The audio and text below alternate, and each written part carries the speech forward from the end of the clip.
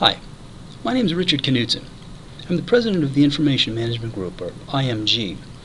We're a Chicago-based consulting and training firm that specializes in Microsoft SharePoint and Dynamics CRM.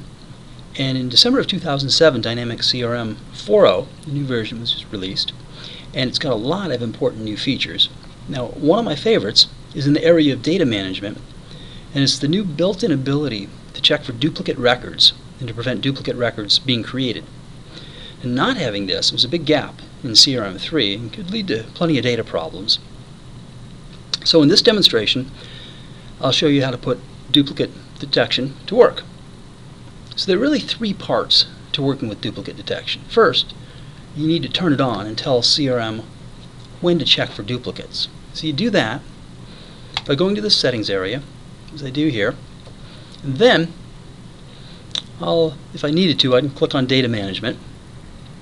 You see I have it up here.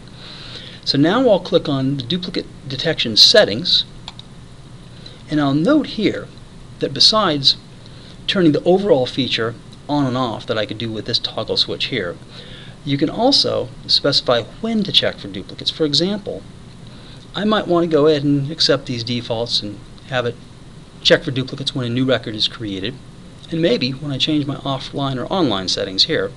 But let's relax the requirement to check for duplicates when I'm doing a data import. This might be a good scenario for when I've got a lot of data coming in and I want to have a little bit more control over when the duplicate checking happens, and I'll show you in a few minutes how I can create essentially a batch job to do that. So let's not do it automatically when we import data. Okay, so for now, let's just go ahead and click OK. And then once we've got our basic detection settings turned on, the next thing I need to do is to create what's known as a duplicate detection rule. And I'll do that by clicking here. I'm going to create one now that prevents me from having two contact records with the same email address. So we'll essentially use email as the unique identifier for the contact record, which seems like a pretty reasonable plan. So in order to do that, I'll click New when I'm in the duplicate detection rules area. And the first thing that I'll do is give this a name and optionally a description. Then what I want to do is select the record type that I'm checking. So here I'm going to specify that I will check the contact record, and I'll use the matching record type of contact. I could select a different entity here if I wanted to, so there is some flexibility here, but generally speaking, probably most common scenario would be to use the same record type in both. I don't need this to be case sensitive, but I will define the criteria on email, and let's say that the criteria value is going to be an exact match. So you saw that there are a number of different options there I could use, but for now let's just go ahead and make sure we don't have any duplicate records with an exact match on the email. So now I'll go ahead and save this. And notice that when I save this, I'll now be able to publish it. And this is analogous to a workflow or perhaps a customization to an entity. If I don't publish it, it's not going to be available to be used. So I'll go ahead and do that, and we'll make this available. So now it's turned on. And once it's published out, I'll then save and close out of here.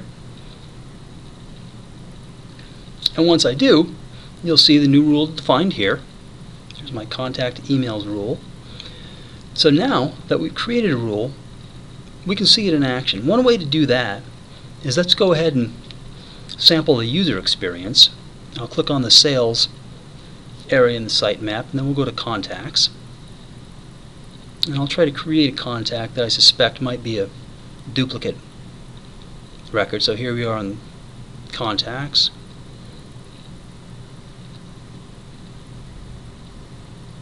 and I'll go ahead and click New.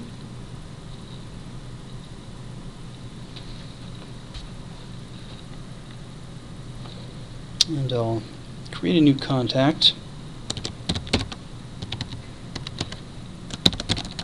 with the name of Richard Knudsen, and the only thing I will enter is my email address, and I'll go ahead and save that. And if I already have a contact with that email address, the exact match on email should kick in, and we'll get a little dialog that comes up, says duplicates detected. So here's the built-in, almost out of the box duplicate detection in action here. And with the potential duplicate record showing here, then I could take a couple of different actions. I could cancel out of here, I could delete it, okay, I could edit it, make some changes to it, or I could merge the two records. There's a number of different options I can take here. For now, let's just go ahead and suppose that this was enough to remind me that I already had that contact created, so I don't need to create that record. So we'll go ahead and just cancel out of there. That was really all I wanted to show there. It was just sort of the user experience for how duplicate checking works in the user experience. Okay, so now you've seen what the user experience might look like, but now suppose we had a lot of records at once that we wanted to check all at the same time. That's what a duplicate detection job is for. So let's navigate back to the settings area.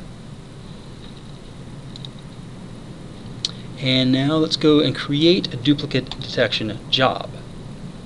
So I click on duplicate detection jobs. Now let's go ahead and create a new one. And the first thing that I want to point out when the wizard, when the first real form of the wizard comes up, is to point out that when I pull down the look for pull down list here, notice that contacts is available. If I hadn't created the duplicate detection rule that I just showed you, contacts wouldn't be available there.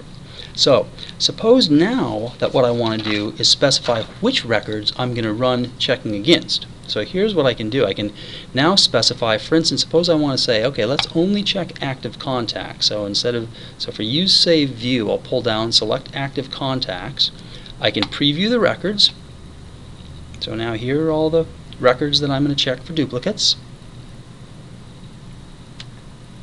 I can examine these and take a quick peek at maybe some of the email values if I wanted to validate that a lot of these records, for example, had emails and that sort of thing. I could go back to the query and fine-tune it, or if I'm satisfied that I've got the set of records here that I do want to check, I can simply click Next. And finally, I'll specify things like when the job runs.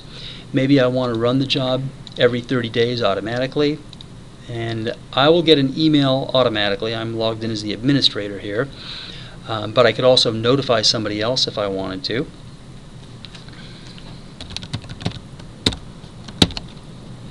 Do something like that. See if I've got another user with the username. There's Jesse Merriam.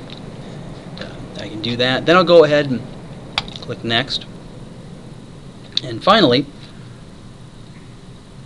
I'll click Finish to turn on this duplicate detection job. So this thing will run automatically. So it's currently running. Okay. And what I could do then is come back later and check and see if I have duplicates. The way I could do that, if I come back in later after refreshing the screen, so I could go to one of these jobs, open up the job, and you see that even though this job is currently in process, I still have plenty of duplicates appearing here. So this is actually a pretty good illustration of how this might work, and then I can deal with these results. So in a separate demonstration, I'll discuss some ways to use workflows to automate what happens next. For example, you might have a workflow send an email to the owner of each duplicate contact, or maybe to automatically merge duplicate records based on some criteria you define. So I hope you found this useful. If you need to do things like this in Dynamics CRM 4, my company's got a 3-day hands-on class that covers this and similar topics in lots more detail than I can do in a 10-minute presentation. So if you have questions, I hope you feel free to send me an email or visit the URL you see here. And remember that all of our classes can be attended via the web, where we even set up dedicated lab machines for our online students, so you can get the full hands-on instructor-led experience even if you can't come and join us in Chicago at one of our classrooms in person.